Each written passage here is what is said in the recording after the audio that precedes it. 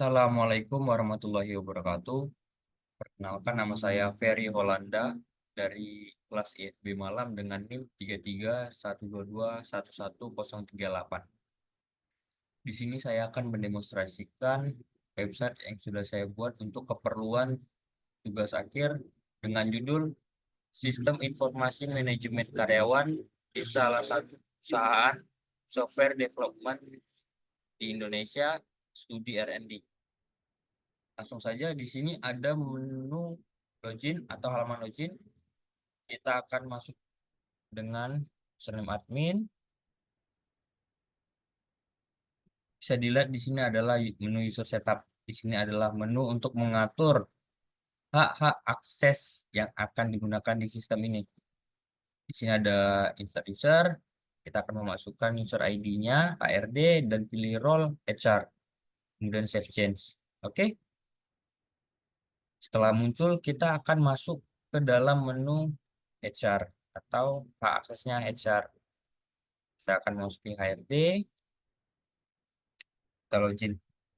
Di sini ada menu static data employee. Kita akan mulai dari static data employee terlebih dahulu. Pertama, kita akan insert employee. Kita akan memasukkan employee ID-nya apa, employee name-nya siapa, kemudian departemennya, kemudian shift. Oke, emailnya bisa kita masukkan, phone number bisa kita isi.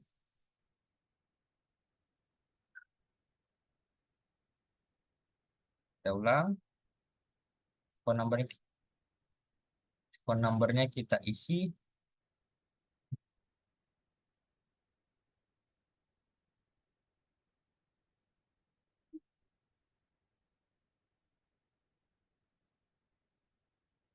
Kita pilih date joinnya adalah 1 September.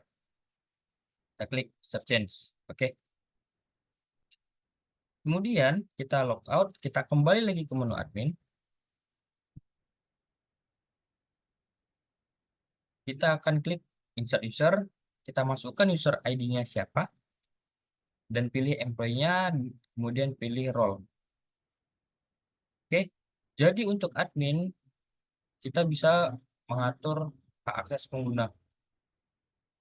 Kemudian kita logout dan kita akan memasuki menggunakan user Ferry sebagai karyawan. Di sini ada menu attendance. Menu attendance adalah menu yang digunakan untuk kita sebagai karyawan melakukan absensi. Di sini saya akan tunjukkan bagaimana cara penggunaannya. Pertama kita klik slot in, kemudian sudah muncul bingkai kamera di sini. Di sini menggunakan verifikasi lokasi, jadi lokasinya harus sesuai dan kita akan meng-scan barcode yang sudah diberikan. Oke, absensi berhasil. Kemudian, setelah dari karyawan melakukan absensi, sebagai HR kita akan melakukan yang namanya attendance list atau proses attendance. Di sini adalah kita akan mencocokkan antara jam dia slot in dan jam slot out. Oke, kita akan melakukan proses attendance. Kita pilih tanggal kapan kita melakukan absensi. Kemudian kita klik proses. Oke. Di sini sudah terlihat bahwa kita melakukan absensi di tanggal 24 Oktober.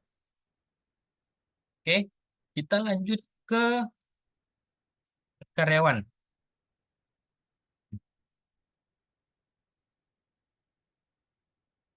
Di sini attendance list adalah attendance. Kenapa di sini bisa remark ABS? Karena saya melakukan slot in di luar dari jam kerjanya. Jadi di situ tertulis remark ABS. Oke. Jadi kita akan lanjut ke leave submission. Leave submission adalah pengajuan cuti yang dilakukan oleh karyawan. Di sini kita akan mengisi berapa jumlah kita akan mengajukan cuti. Kita contoh kita mengisi satu, kemudian tanggalnya tanggal 24 atau tanggal hari ini, kemudian submit. Leave submission berhasil. Oke, kita bisa melihat status di sini. Ini adalah status pengajuan cuti atau riwayat pengajuan cuti.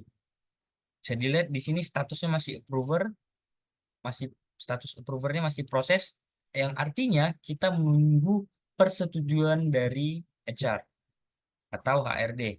Maka kita akan melakukan approve di HRD. Kita masuk ke leave submission, kemudian submission need approve.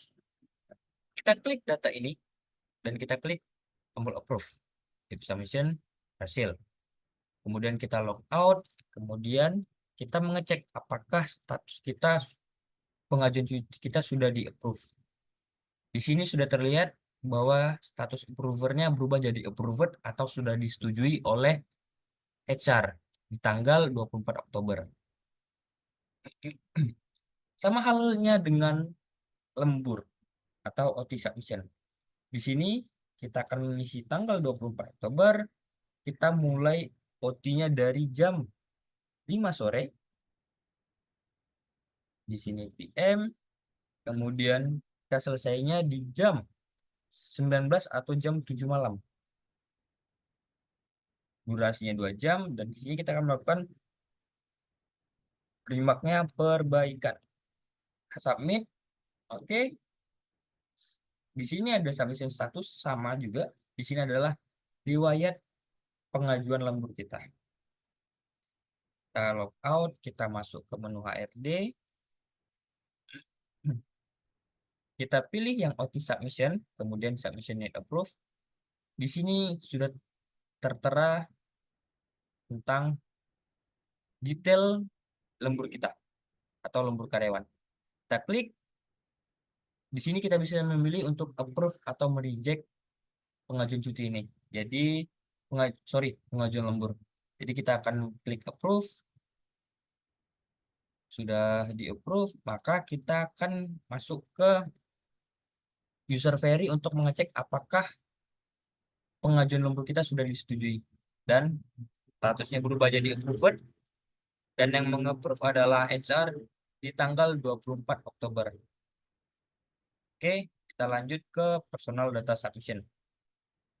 Di sini personal data submission adalah pengajuan untuk perubahan data diri kita. Contoh, perubahan nama, email, phone number, atau alamat tempat kita tinggal.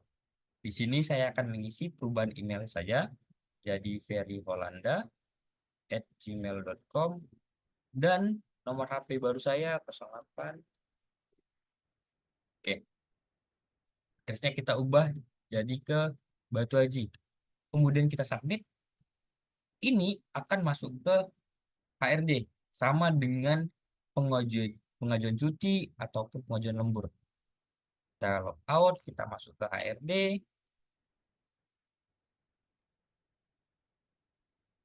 Kita pilih menu personal data submission, kemudian submission need approve. Kita klik ini, kita bisa melihat employee ID ini melakukan perubahan data. Contohnya kalau employee name-nya ini, dari employee emailnya kita bisa lihat ada perubahan dari ferry@gmail berubah jadi ferryolanda dan seterusnya seperti yang di layar ini. Kita akan approve ataupun reject. Kita akan kali ini akan approve, dan data tadi sudah berubah ya. Data tadi sudah berubah. Batu Aji. Oke, kita bisa log out.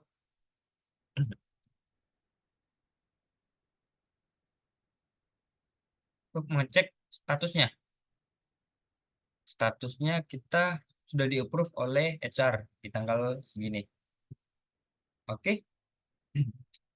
Dan yang terakhir adalah yang mau saya jelaskan adalah menu proses penggajian yang berada di role HRD. Kita pertama-tama sebelum kita melakukan proses penggajian, kita mengisi periode terlebih dahulu. Periode ini adalah periode di mana kita akan melakukan proses penggajian dimulai dari tanggal berapa dan sampai tanggal berapa. Seperti ini contohnya. Kita mengisi periode ID-nya 2025 bulan 10, period name-nya adalah Oktober 2025. Periodnya kita mulai dari 1 Oktober sampai tanggal 31 Oktober. Kita save change, data period sudah berhasil kita simpan. Langkah selanjutnya adalah kita melakukan proses payroll. Kita pilih period kapan yang kita akan proses penggajian, kemudian kita klik posting. Payroll berhasil diproses untuk periode 2025 bulan 10. Jadi mungkin itu saja yang bisa saya demonstrasikan untuk website ini. Apabila ada salah kata, mohon dimaafkan. Sekian dari saya. Assalamualaikum warahmatullahi wabarakatuh.